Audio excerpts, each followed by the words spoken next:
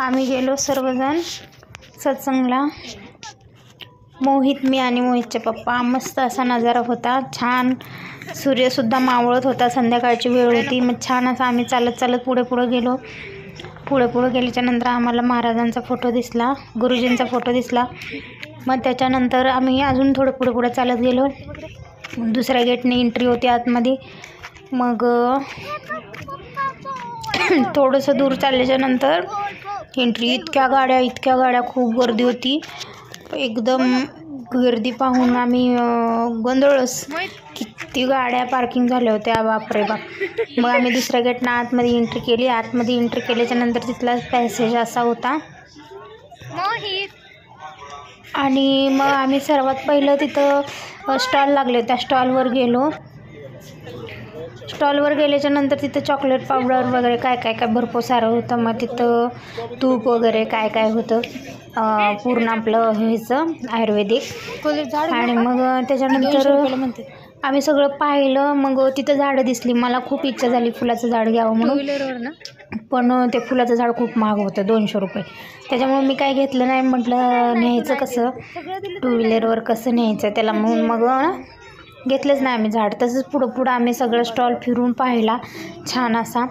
तर तिथं पाहत होतो, फळं होती सगळी मोठी अशी, वेगवेगळे धान्य, कडधान्य, मका वगैरे, काळ्या कलरची मका, ज्वारीची कणस, सगळ्या फळभाज्या इथं होत्या फेस्टिवलमध्ये वेगवेगळं. मग बाळाला पण मला दाखवता आलं वेगवेगळं काय.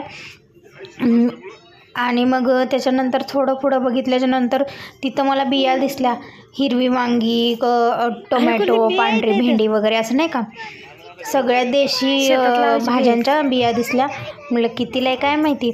तर तिथं होती 50 रुपयाला एक पुडी. मग ह्यांना म्हटलं घेऊ का आपण, हे म्हणजे कुठं लावायचं आपण. मग त्याच्यामुळं नाही घेतले. मग तसेच आले मी पुढं पाहत. मला खूप इच्छा झाली की त्या बिया घ्याव्या म्हणून, वांग्याच्या वगैरे. तर आमच्या म्हणजे नको घेऊ म्हणून मग नाही घेतले. मग ह्यांनी पण शूटिंग केली त्या सर्व ह्याची. मग हे बघा भोपळा आहे, केवढा मोठा भोपळा, दोडका. मग त्याच्यानंतर आम्ही फेस्टिवल ते बघितल्याच्या नंतर मग परत आम्ही सत्संगसाठी आतमध्ये एंट्री केली.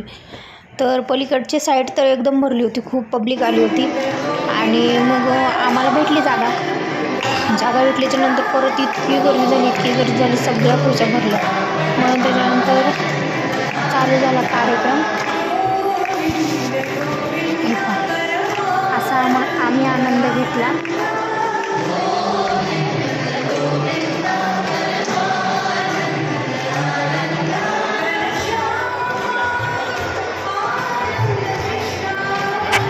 आणि तिथलं संध्याकाळचं वातावरण पण आहे. शूटिंग केलं थोडंसं, संध्याकाळचं वातावरण इतकं सुंदर होतं.